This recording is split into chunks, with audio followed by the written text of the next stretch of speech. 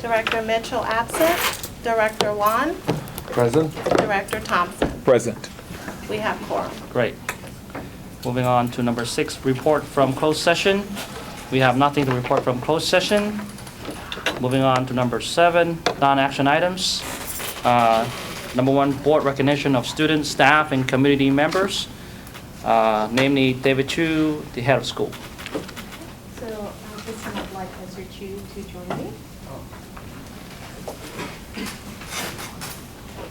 Woo! Yay! So as reported, Mr. Chu is going to take a bit of a part-time sabbatical. And as you all are aware, he's been around since the revocation, some very tumultuous times. So he is taking this time to regroup. And so we just wanted to do a resolution in recognition of a service. So a resolution of the board and superintendent of the American Indian Model School recognizing David Chu for outstanding service to the American Indian Model School's collaboration of schools. Whereas David Chu has been a stable support for Ames during tumultuous times. Whereas David Chu has been a fixture at American Indian Model School. Whereas David Chu fought tirelessly to keep American Model Schools open. Whereas David Chu was a trusted advisor to his colleagues as well as to the superintendent. Whereas David Chu was an advocate for parent involvement in Ames. Whereas David Chu espoused a belief that Ames can be a better place for adults and children. Whereas David Chu modeled true commitment and perseverance. Now, therefore, let it be resolved that the board and the superintendent of American Indian Model Schools District salutes David Chu, AIPCS and AIPCS2 head of schools, for commitment to Oakland's students and families, given under our hand and the American Indian School District seal this 19th day of January 2016 at Oakland, signed by Board President Stephen Leung and Superintendent Maya Woods. Yay! What's he getting ready to do? Where is he going? And we're going to see you back right after. Oh, no, no. Well, I think Mr. Chu, so you're going back to school or what? Yeah, I might spend some time to, well, number one, to recover and kind of regroup with my wife and family, and second, might finish off my master's in exploring. So, thank you.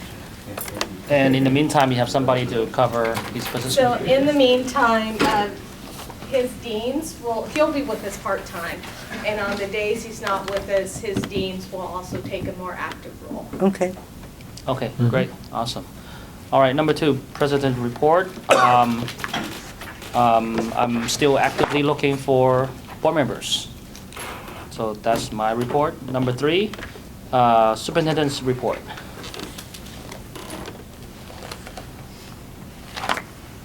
The following is a count of the first 2 weeks in January.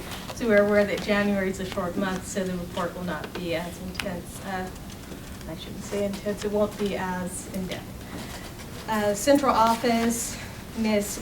Duncan Quintanilla has returned, and Ms. Pullum has joined us as interim secretary to the board. They have been organizing all board materials as the move has impacted the location of particular items. This is especially necessary as they begin, as they're being asked to retrieve documents for Procopio. A tremendous amount of order is now visible and allows for easier access to search for documents. There is a shifting structure for reports and duties, and they're currently being shared between Ms. Quintanilla and Ms. Pullum. Our auditor is taking a longer time than expected. We are still in the draft stage, but we're expecting our final draft in a few days for our audit. Our business office has now become 2 separate offices to help with the efficiency and order. Human resource and the fiscal departments are those 2 departments. They're going through an insurance review currently in the fiscal department, and they're looking at other possible brokers due to the delay in response from our current broker. All of our offices have been getting organized as a move from the summer, and as mentioned before, there's more clarity and consistency as well as proficient training happening, and there's a possibility for a 3rd floor Xerox machine. We're currently looking into prices to see if it's cost efficient. Currently, we anticipate a savings of about $300 a month. Oh, that's cool. Our elevator is now repaired, and the cost came below the threshold of expenditure, so yay for that. I'm personally thankful. District-wide, we plan to host our first Family Fun Night for all of Ames staff and their families, and this is to assist in meeting our staff retention goal. We really want our staff to feel like this is their family, and that's our first tenet. So we're going to be doing our first celebration for them and their families. Our deans have been meeting for goal setting, teacher coaching, and assessment needs for our 6th through 8th graders. And they've been retrieving, analyzing, and planning for middle school curriculum as it pertains to the upcoming school year and our charter renewal. There will be meetings scheduled for high school and K-8 to plan support for high school for vertical articulation and planning. The charter renewal meetings have been consistent with the assistance from Nathan of Office Temps. So Nathan is basically typing all of our wonderful ideas and putting it into a readable form to present to OUSD. He will be leaving us on Tuesday of next week. There are a total of 66 teachers and staff that are now CPR and first aid certified. And we held that at the last January PD. Prop 39 was submitted, and we have no response from OUSD, though there's been an initial discussion for additional year for AIPHS at Lakeview. AIPHS senior transcripts are being reviewed, as well as parent meetings regarding grade recovery for seniors. Senior college applications are being done, and as well as ACT and SAT payments. Our students are actually starting to get in their acceptance letters. So far, we've gotten quite a few from our CSUs and our UCs, and our students are in the process of doing scholarship searches and applying for scholarships. We are going to have a FAFSA day at the high school level where we are making sure that every single one of our seniors applies for FAFSA, which is an important component of financial aid. OUSD did a credential audit and had initially issued a notice of concern. When we reviewed that notice of concern, we were able to produce evidence that some of the teachers cited, or actually all of the teachers cited, had credentials. Some of the people on the list, however, were not teachers. They were teachers' aides. So we were able to respond and let them know that teachers' aides do not require a credential. So we're doing well in that area. So I'm sorry, so for the audit, who came up with the audit? OUSD. So this is, we believe that this is actually a result of other charters like OCA being caught with people who are credentialed incorrectly in teaching classes. So that actually triggered a charter review across the district. Did they give us a notice ahead of time to come and to do the auditing, or how did they find out? They sent a newsletter that said that, you know, in the upcoming weeks they potentially could be doing it. So I did inform HR. They then sent us a notice saying, just from their list of who they knew we had on staff, these were the people that they thought did not have credentials. We then replied to that, and some of the people on the list were teachers' aides. Okay. There is a meeting about 2 disciplinary issues at the high school during the past week. The students have now returned to school with a plan of support and assessment. There have been administrative tasks delegated related to Mr. Chu's transition, which he announced in January's professional development with the staff. So at A1 and A2, the deans are going to be taking on additional duties. Transcripts are being prepared for the current 8th grade students to matriculate to high school. Revelation Foods, if you remember, we did a presentation a little while back about having lunch program at school. It's still an option. We're still looking into it for the upcoming school year through our potential funding through Title I. Okay, good. Thank you. And number 4, AIPCS and AIPCS 2, monthly report by Mr. Chu.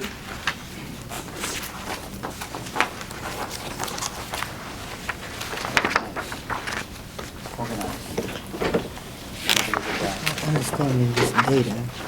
I don't understand it. Pretty brief, regarding our enrollment and attendance for AIPCS 1, our current enrollment is 130, our ADA is 98.85%. AIPCS 2, the current enrollment is 637, our ADA is 98.15%. We do have attachments for the progress reports if you guys, for your perusal. This is the comparison of December as well as November. And it's also broken down by their ethnic backgrounds. Once again, the percentages are compared to the total progress reports that are submitted. So that information is Compared there to for your here, perusal. we even. We got it, baby. Otherwise, as far as Okay. miscellaneous items, I understand what's going as on. the superintendent has mentioned, we did do CPR and first aid training during the staff development day. So all of our staff are CPR and first aid certified. You saying We've been working on 50%? charter renewal. We Yeah, also do have, see? we have completed, I guess, Nobody- our objective in our They didn't LCAP have to those black make sure students that in our town. school is, has a better Chromebook to, or computer to student ratio. So we're right now at 5-to-1 ratio with our students. And this is going to service our benchmark testing, the practice with SBAC assessments. And it's a useful tool for multiple purposes, including building literacy in our younger grade levels. Our dean, Erin O, she's as well as superintendent, they're heading up a curriculum committee as we continue to you explore add all different this types of together. curriculum options that is suitable for our school to make sure that our See, students have I the need one too. most rigorous I need one too. programming, academic Because this programming suggests that half the available to student them. population. And More we also than have Ms. Tiffany Tong as well as Mr. Ahmad. They're looking into Revolution Foods. Okay. We are exploring I'm saying? options to make sure our kids are fed during lunchtime. And I know we've discussed the possibility of refrigeration options and whatnot. And so that's also being looked at. Okay. As far as personnel, we have Veronica Ketterson. She's a returning teacher. She's going to be helping us with our ESL program. So she's a staff that is full-time dedicated to supporting our students with language acquisition as well as learning strategies and assisting teachers with strategies and differentiation inside the classroom. And also Ed Colaco, he's our student safety personnel. He's supporting us. I mean, that's what you're saying. With both traffic as well as monitoring adults that come in. He also walks the students over to Madison and to kind of ensure their safety. So You he's don't give me the supporting rest us of in the information. multiple ends. Jar Davis has also Freshman, come on board sophomore. as a Okay, you had PE. 9 Okay, sophomore. and that's it. Thank you. Okay, great. Thank you so much. Wait a minute, I'm confused. All right, PHS monthly report by Mr. Julian. Good evening, everyone.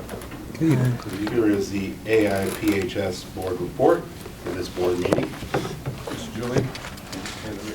Absolutely. So first off, enrollment and attendance. We're currently enrolled at 225 students. We have 87 freshmen, 80 sophomores, 29 juniors, and 28 seniors. Our ADA report was 98.16%. Looking back at those numbers of freshmen, sophomores, juniors, and seniors, what we need to be thinking about is the future, in that our course loads, our sections will be increasing over time. So just something to keep our minds around there. Next page, progress reports across the high school. Quarter one, taking us from August through around November. You can see there we have 44, 9, 9, and 5. And they went down in quarter two to 51, 51, 9, 10, and 6 across the grade levels. Okay, Mr. Julian. Yes. So progress reports are issued to students who are performing below what? C minus and below. So more than half of your freshman class? That is correct. Why? Well, what we discovered is that there's a host of issues around that. One is there's a whole group of students who it seems should not have been promoted to the 9th grade based upon the charter here at Ames. Unfortunately, they were promoted, and so we received them, and they don't have the prerequisite skills in algebra. And so what we've done now is try to remediate that. We just ordered, with the thanks of Ms. Schickman, we ordered a set of computers for students to use. We have signed students up in Apex. We also have UC Scout, which the superintendent was so kind to give us access to. And we have another program through Stanford called Redbird. So we have students systematically going through an intervention program where they are actually accessing the Algebra 1 and those prerequisite skills. But at the end of the day, they came to us without the prerequisite skills. What percentage of the freshman class came from our 8th grade class? I don't have the exact number, but I would say probably around between 90 and 95% is what I would say right offhand. So in the middle school, they're not being prepared for the 9th grade. Well, I don't want to say that. I don't want to cast a blanket statement like that. Well, something's happening. I think in many ways they are. I think that what we need to look at is students who are in a self-contained classroom. What are they getting in a self-contained classroom that maybe in a traditional middle school where they change classes, they might get in a different way. If it's a self-contained classroom with one teacher who has an English degree, who is a phenomenal English teacher, but sort of shies away from the math and science because that's not their trade and that's not what they're familiar with, then how are we supplementing or supporting those teachers in those programs? So I think that may be what's happening, but I'm not really qualified to really speak on that because I have not worked in the middle school. The only thing that I know, sitting where I am, is that there are a lot of students who came to us and they're just simply not prepared in math and science, which is not uncommon. I mean, that's it's quite common when middle school students go into the high school. And what you also find, if I might say one more thing, which is, you also often find college professors who say that, well, it's the high school teacher's fault. And you see the high school teacher say, well, what were they teaching them in middle school? And then the middle school teachers say, well, what were they doing in elementary school? All the way down the line until you have parents being blamed for the lack of proficiency. So, Okay. Madam Superintendent, would you consult with your deans at this level to find out where the disconnect is between the middle schools and the high schools? Because that ain't working. Because if 95% of the students are the students we've had in the middle school, there has got to be getting them prepared for high school. And I'm not downing what he's saying, but it says something about a different kind of teaching personnel, or the curriculum is not adequate, or something's happening where more than half that group coming from our institution are not prepared for the 9th grade.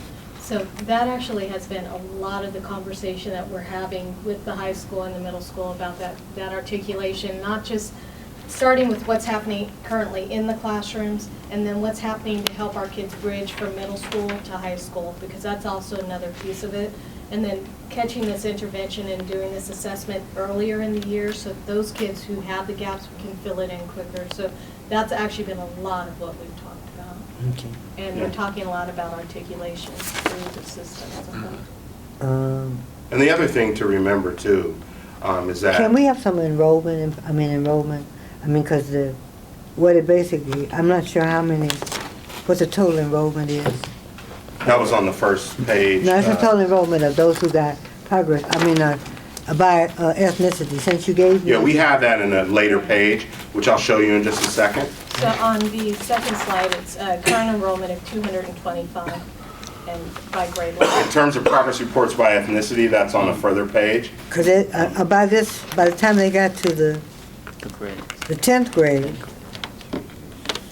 there, however many students, Another thing that Mr. Julian brought up. because the data suggests, without looking at whole numbers, of how many students am I talking about, and what percentage of, I see 87.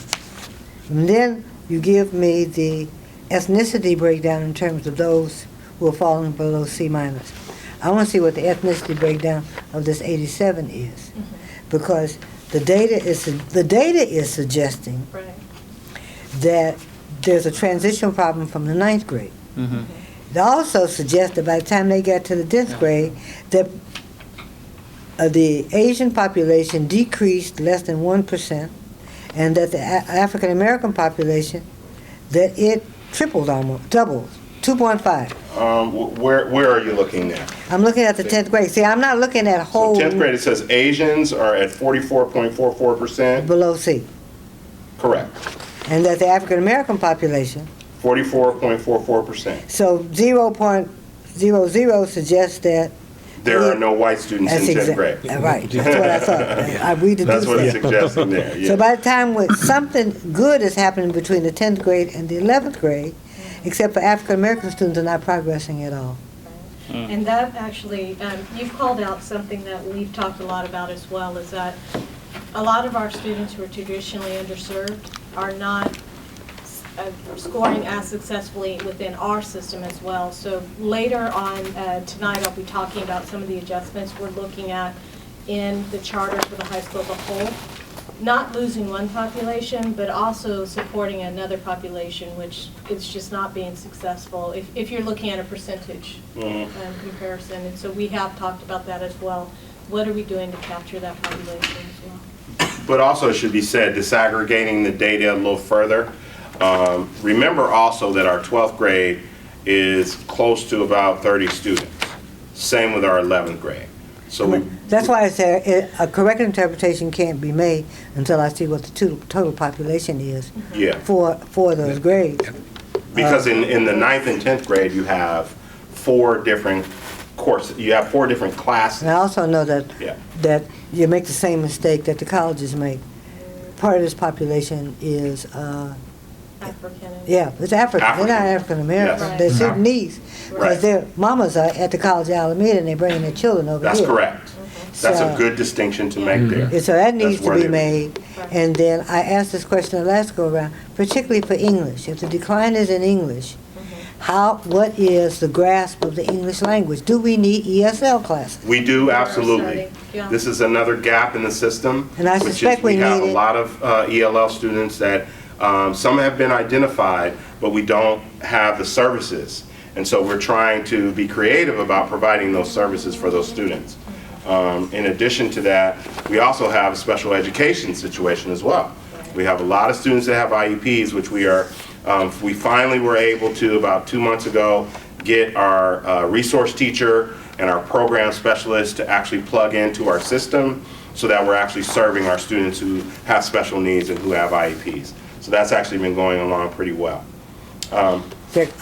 And the particular simply going up for affirmation again. With the horrifying thing about this, I can just not hear, they're not doing any better than the public schools. So we actually did a comparative. Now, I'm not one to pick at low-hanging fruit, but we did do a comparative, and with comparative between OUSD and AIMS. So we're looking at AIMS students in comparison to AIMS students. AIMS students in comparison to OUSD students is still a really broad gap between where our lowest students are performing.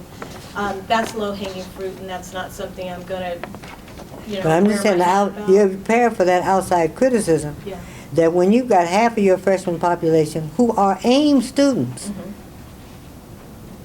Right. performing in the freshman grade Here's an important thing to remember. below C. Here's an important thing to remember. And we want to be moving forward and not looking behind per se, but like Sankofa, right? We're moving forward while looking behind, keeping track of what happened in the past. The truth of the matter is that there are a lot of students who were in 6th and 7th and 8th grade who are now in 9th grade who went through a host of issues within this organization. And they experienced what I would equate as I've learned it, trauma as a student within the system. And it's only now, it's only in this year that they are beginning to recover from a lot of the trauma that they faced. And when I say trauma, I really mean to say academic trauma. There's a lot of damage that was done academically for them. And so we're trying to recover from all of that. And that's that's not the fault of the middle school folks or the high school folks or I'm anything. not trying to blame. I'm like Elihu, fix it. Right, exactly. So some of the things that we've implemented. That's my bottom line. With you there. Yeah. with Is you fix there. it. So we've started with the ESL support. We've started with actually having targeted people working with OUSD with special ed and also SST. We have kept sacred the tutoring time, but within the tutoring time, we've differentiated as far as our math and our English language arts and additional support. We're planning out the summer intensive as well, and then we've done blended learning to make sure that our kids, we're bringing them up rapidly. And I think the point that he brought up is one to note that these kids really were sixth graders starting at the time of revocation, and so now we're seeing them as ninth graders. Right. I'm going to, sort of in the interest of time, move along. I wanted to go to the AP uploads. We have been in a process for the last 2 months of uploading all of our AP courses into the College Board portal.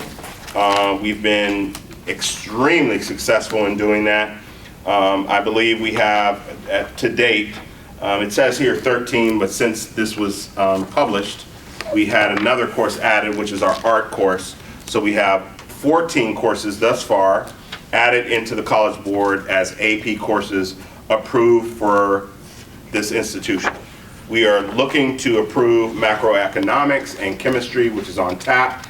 So we're working to do that within the deadline, I believe, is the end of this month. So Got we a have lab? pardon me? You got a lab with chemistry? We do not have a lab for chemistry.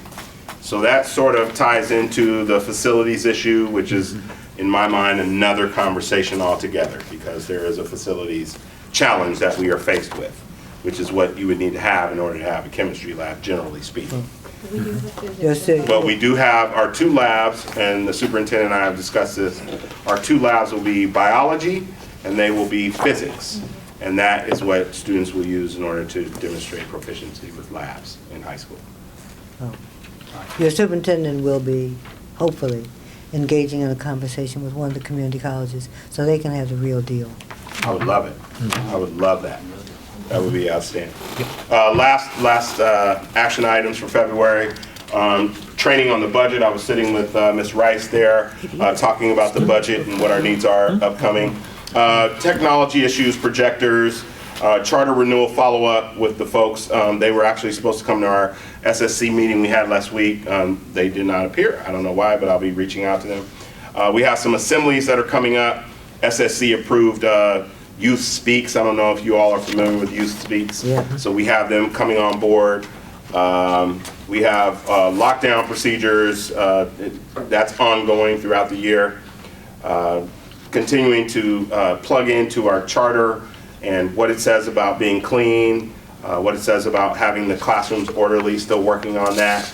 As I said earlier, our 9th grade students and some of our 10th grade students will be taking advantage of our UC Scout, our Apex, and our Redbird programs with our new computers that we purchased. Which was approved through the Common Core plan previously. Can we, at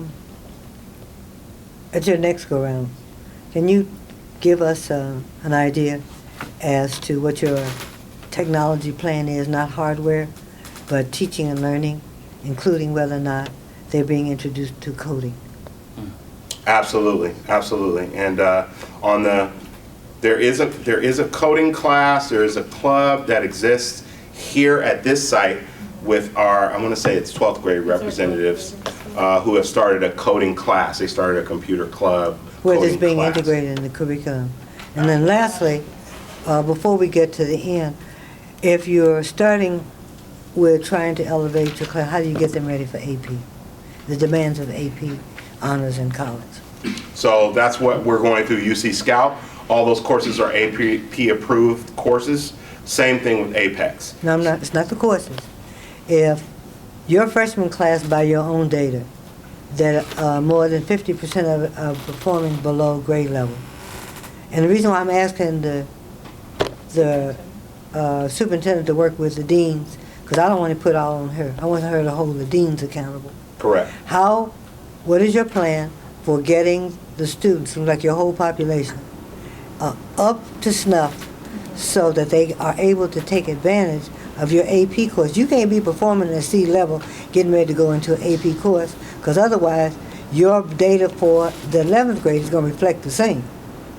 I mean, you can't twitch your 2 years nose. from now, absolutely. Yeah, you can't twitch your nose and they go from C minus to A plus and ready for honors. Right. So how do you bridge that gap to get them to that? I mean, I understand having the honors and the AP courses, but what's the realistic plan And you're suggesting technology to intervene? No, that's just separate and apart. And the Okay. discussion we've actually, so we met, we had first aid on the PD day, but we also met with the teachers, and so. But I'm saying, you don't